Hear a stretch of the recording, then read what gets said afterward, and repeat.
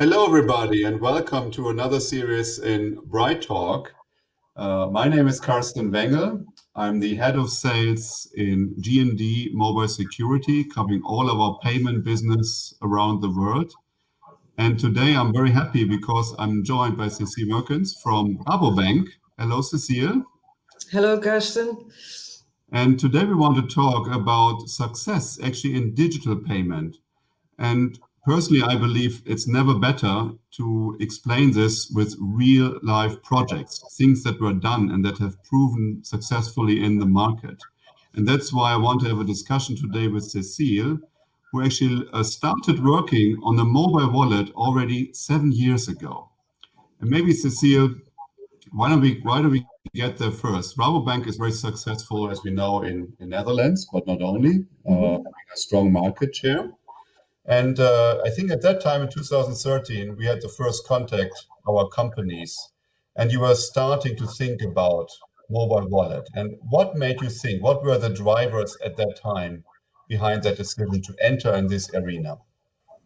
Well, the drivers at that time, and I'm rephrasing my colleagues because I wasn't there at that time, but it still goes for now. But Rabobank then already had a very strong belief in the mobile phone of being the next means of payments. Because with a mobile phone, you can do a lot more than with a plastic card. Of course, with a plastic card, your communication to your user is very limited. And with a mobile phone and apps, you can do a lot more. So what we actually then wanted to do was to skip the phase of the contactless card payments and go directly to mobile payments. We found out that was a little bit too early. Our mind completely set to that, but our customers, our users were not yet ready for that. So we've come a long way and we learned a lot along the way, and we still kept that belief in the mobile phone being the next means of payment.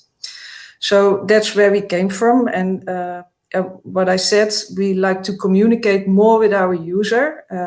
And most he does with a bank is payments. So that is actually a very good means to be in contact with your customer. We also believed that it's not only about mobile payments, but also about payments going more and more to the background, like what you see with Uber, for example. You take a ride with a taxi, you order a taxi, and once you get out of the taxi, it's been paid for, but you're not bothered with it. You had your taxi drive. That's what you wanted. And that's also how we saw mobile payments then, and we still do. It's all about the shopping experience of the customer. He wants to shop, and payments is in the background. Right. So that's how we developed our mobile payments and the app. And we still believe in that. Absolutely. And I mean, I would say in 2013, I mean, it's in digital terms, that's 7 years ago, that's ages, right? Yeah. So that was, I think, quite visionary, actually, to start that early and conceptualize this. And of course, you mentioned that maybe at the beginning, the responsiveness in the market was not so strong, but then it increased, right?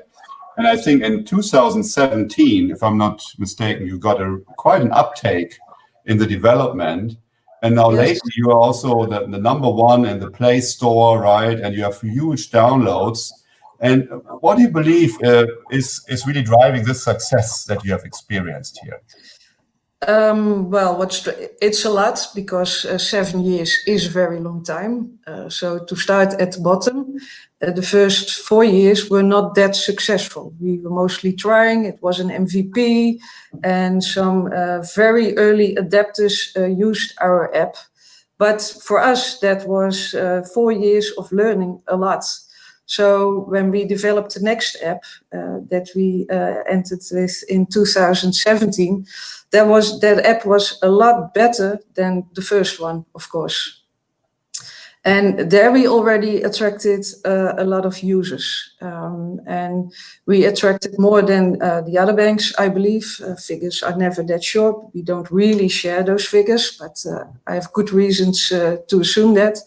Is because with the other apps, you can only do mobile payments. And our app from the beginning was focused on that shopping experience. So with our app, you could pay in the shop with NFC payments, but you could also pay for your parking And your loyalty cards were in there. So if you go to a shop and you pay, you can show the barcode of your loyalty card right away at the teller, and all your points are collected as well. So you have everything into one device. So that is what made the app popular from the beginning. But in 2017, you still saw that early adapters were taking up on mobile payments. That was general in the Netherlands.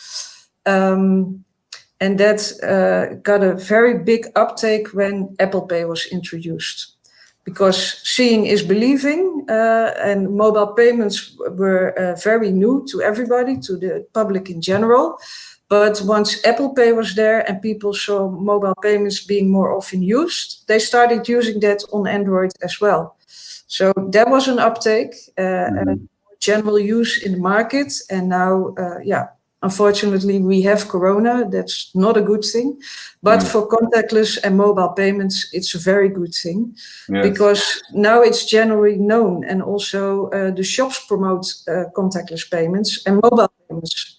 Whereas before they didn't do that. The shops were, okay, customer, you pay me, and however you want to do that, it's fine. But now they also prefer contactless payments. And in the Netherlands, that was quite successful because at the heart of the Corona time, only 10% was still paid contact rich. So 90% was contactless.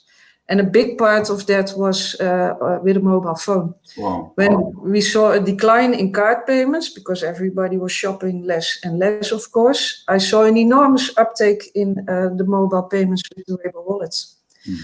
So that really helped. And the last bit, how we really became the most successful app in the Netherlands, I like to say it one more time, of course, is we started a marketing campaign during that Corona period. Oh. And that was very effective. And we are only promoting it among our own customers in our banking app. So people who use the banking app, they get a pop-up message in the banking app. It's connected to all kinds of business rules. Those people do contactless payments. They have the banking app. They have an Android. And then they get a pop-up message. Hey, did you also know that you can pay contactless with the Rabo Wallet? And that was the biggest uptake. So that was really marketing at the right moment to the right audience. Classic example of good marketing, I guess. Very impressive. Because you're using a crisis really as an opportunity, no? I mean, it is a crisis for sure, for many reasons. And but it's quite interesting. And I mean, let's say we are very close, right? You Netherlands, we are in Germany here. In Germany, we also saw a high intake in dual interface card usage. So also the contactless was quite done, but for sure not as much digital contactless as you have seen and observed with your Rabo Wallet, no? And if I take a little bit now to come to our partnership, because you're using G&D's App World, I understand, and you have the App World Convigo Cloud Pay, right? So you can usually use the wallet for the payment, and you also have value-added services as part of this, right? Maybe you can elaborate a little bit more and you touched on this a little bit already. So because you quite have a variety of services you offer through your wallet, right? Yes. So I told you already that we were using parking and loyalty cards from the beginning. And we learned a lot during those 4 first years. So in the new app, in the Convigo app, we had the improved parking and loyalty cards. Because there's a lot to learn. I won't deny that, mostly on parking. That's a totally different business we don't learn at a bank. But we've learned it. We always start with an MVP, and then from there on, we try to learn further what else is the market ready for and how to bring it. Because we saw in the first 4 years, we were too early. So we made nice stuff, but people didn't adapt to it. So what we came up with after parking and loyalty cards, we saw the need from our users was most for fueling up. When you go with your car to shop, you can run out of gas. So we also added the service of fueling. So we made a fueling widget in the Convido app, and as a matter of fact, you press fueling in your app, you select the pump where you want to fuel up, and you say, okay, pump on. Then you only have to get out to put the gas in your car, and once you put the nozzle back, then you get the receipt of your pump transaction in your wallet. And you're done. And you're done. You can drive off. Fantastic. It's really easy. It's also, to make it as an app, as a service, it's a lot more easy than parking. So if somebody else is going to try it, I would suggest start with fueling first, then do the parking. Or call us, because we do it all the time, right? We know everything about it. But fueling is really easy to do. And we have guaranteed payments with it. That's really how it worked within the market. Because, of course, the fuel merchant needs to be sure that the consumers will pay. Yes. Yeah, right. And after that, what we just started, that's a pilot on our loyalty cards. That's connected to fuel. With the normal loyalty cards, you have to show the barcode in the shop, and then they scan the barcode. That's actually what you normally do with a plastic card, only you have it in your phone and always with you. But with the fuel now, we connected a digital loyalty card. So when fueling up, you not only pay directly, but also automatically your points are saved to your account. And every once in a while, you get a refund on the gas that you've collected. So you don't have to do anything anymore. Mm-hmm. And in small iterations, we improve this all the time. I think it's fantastic. And it really shows how a simple thing as payment can actually be used to really create a completely different customer experience, right? Yes. In different use cases. You mentioned parking, you mentioned fueling, right? You mentioned loyalty and all these kinds of things. So let me come to the last question here for today. So what would you say, and what kind of data you also get, and how you analyze now your customer relationship? How has that changed as a result of these additional services that you're offering through the digital wallet? We don't do that much with it, honestly. Of course, data is very interesting, but also being a bank, we are very limited what we can do with that data. So as a bank as a whole, we are diving into those possibilities, but more on the banking side. I think this data collected through the wallet will be one of the last parts, because it's quite, it's new that as a bank we do parking and fueling, and maybe we will do public transport, we do loyalty. But that's a completely new area to our customers. And they are very anxious on what a bank is doing with their data. So we haven't touched upon that from a commercial point of view yet. But of course, when we know you have a car because you park, we could offer you a car insurance. We can. Yeah. So you could even increase it further, right? Sorry? You could even increase your value chain further if you want. Of course, we can. There are plenty possibilities to do so, but that's an area we don't yet go into. But would you say that you have an increased loyalty of your clients, the Rabobank clients, with your bank? Has that improved? Yes, we believe so. Because we see that all customers paying mobile are primary customers. So you can turn that around. If you get your customers to pay with their mobile, they're more into the bank. They have another user interface with the bank. So they will become more primary customers. Right. Yes. So that's very important for banks, because I remember switching costs, losing a client, onboarding a new one is usually which is quite costly for banks. So if you can increase loyalty also on customers who are very affluent and who use your wallet also very frequently, then you're in the best of all worlds, right?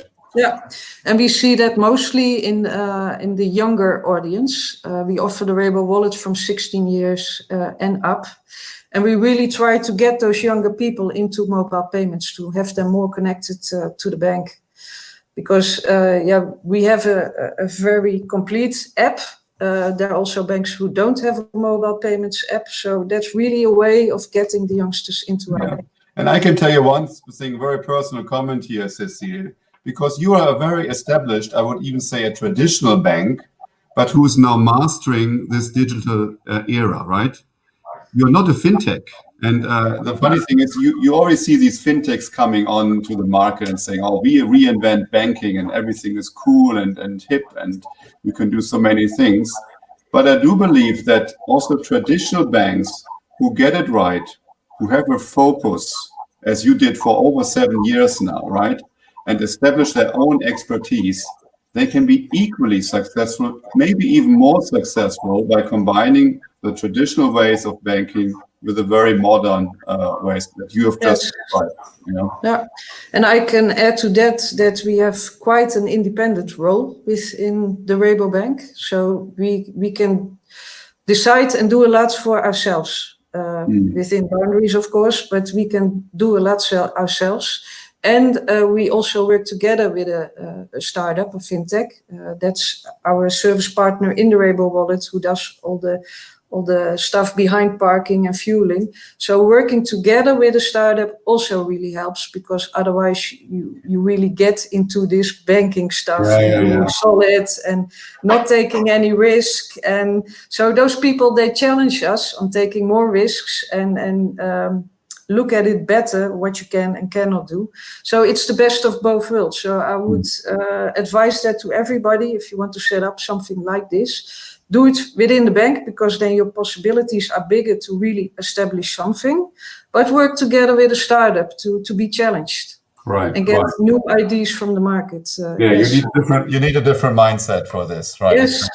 Yeah, then you have the best of both worlds. So Cecile, I think we have to come to an end here, but thank you a lot. I think this was really very insightful to learn about your way, your past over the last years into the modern world, the learnings and the offerings you have established along with this. And I am saying, I'm also happy that G&D and you, we have a long-lasting relationships. We also co-created some of these technologies, right? And we're very successful, I think, for both our companies. I'm really happy that the trajectory continues. You're #1 in the Playstore, and I can't wait to see more.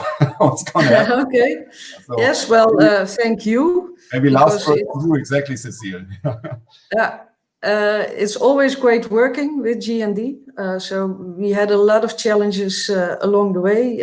It come for free, but whenever we call, there's somebody ready to help us. And even so that now G&D comes with improvements to us. So that's really helpful. Yes, and that's the way to go to improve together, I think. Absolutely. So, I think, and this co-learning, I think, is also part of the word. So can I do one more thing before we stop? I want to show the Rabo Wallet, of course, for everybody, because we are talking about all these services, and it can sound complex to people, but the first thing we learned is it has to be easy for the user. Yes. So we made a very simple user interface. So I will show to everybody the home screen. So I hope you can see it. Yes, we can see it. And this is it. Yes.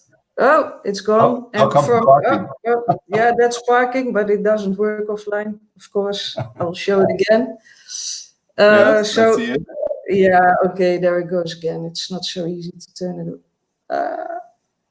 From here, you can start all your services. So that's how easy it is. We even have the upper half for pictures, where everybody can store his personal pictures. So you are with your family whenever you use the wallet. And that is it. As Rabo, so it's not an Apple or Google Pay, right? You have your own brand in front of your company, which is also a very important piece. Well, thank you very, very much. Yeah. Cecile. Okay, yeah, I can talk for hours about the app. You have to stop me. I believe time is finished. Okay, Yeah, thank you very wonderful. much. Thank you so much, Cecile. No, Take thanks. care, and to all the audience here and the listeners, I hope you enjoyed our conversation on Bright Talk, and can't wait to see and hear you again. Thank you so much. Bye-bye. Bye-bye.